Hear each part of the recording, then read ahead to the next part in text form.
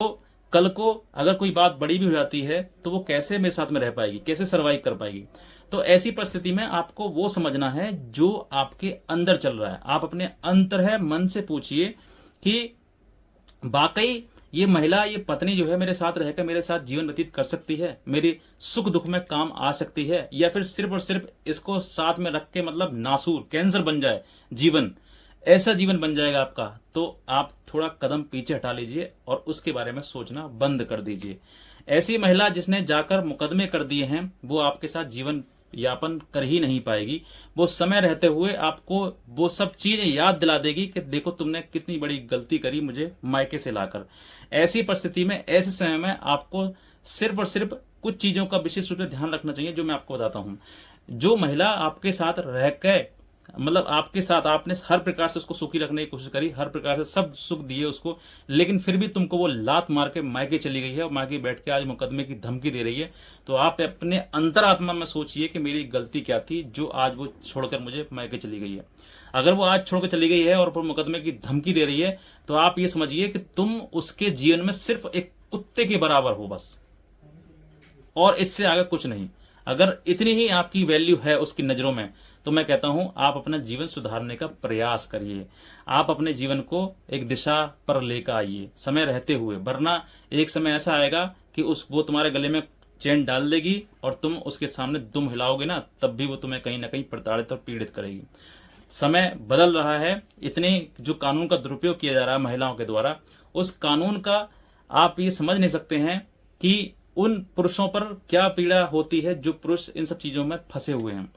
वो पुरुष चाहते हैं कि मेरी पत्नी मेरे घर में रहे, पारिवारिक रूप से रहे, माता पिता को देखे, सेवा करे, मेरी भी थोड़ी बहुत जी हुजूरी कर ले, बस इतना चाहते हैं। लेकिन वो महिला वो सब कुछ करना नहीं चाहती है। वो ये चाहती है कि ये व्यक्ति मेरे सामने दुम हिलाए, मेरे सामने इसकी माँ भी दुम हिलाए, मेरे सामने इसकी बहन भी दुम हिलाए।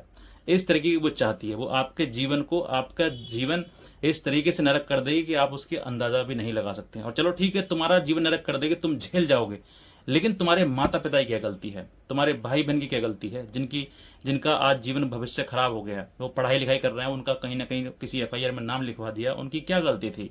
क्या परिवार में रहा नहीं जाता है? अगर उसको ऐसा परिवार चाहिए था जिसमें सास ससुर ननद वगैरह नहीं हो तो किसी अनाथ से शादी करती ना। वो क्यों उसने तुमसे शादी करी? तो ऐसी परिस्थिति में अगर आपकी पत्नी ऐसे छोड़कर, आपको बुरे समय में छोड़कर चली गई है और तुम्हारे ऊपर मुकदमा करवा रही है, यानी कि वो बुरा समय और तुम्हारे ऊपर लेकर आ रही है, तुम्हें और काले अंधेरे की तरफ लेकर जा रही है, तो पत्नी नहीं है वो साहब, आपकी दुश्मनी का भाव है उसके अंदर। वो कहीं ना कहीं तुम्हारे प्रति दुश्मनी का भाव रखती है और इसी वजह से वो तुमको बर्बाद और तबाह करना चाहती है। मैं किसी एक के लिए नहीं कह रहा हूं, मैं उन्हीं महिलाओं के लिए कह रहा हूं जो झूठा मुकदमा करके पति को प्रताड़ित करते हैं और फिर बाद में एलिमनी की बड़ी मांग करती हैं, बड़ी पैसे की रकम की मांग करती हैं कि भाई इतना पैसा दो मुझे।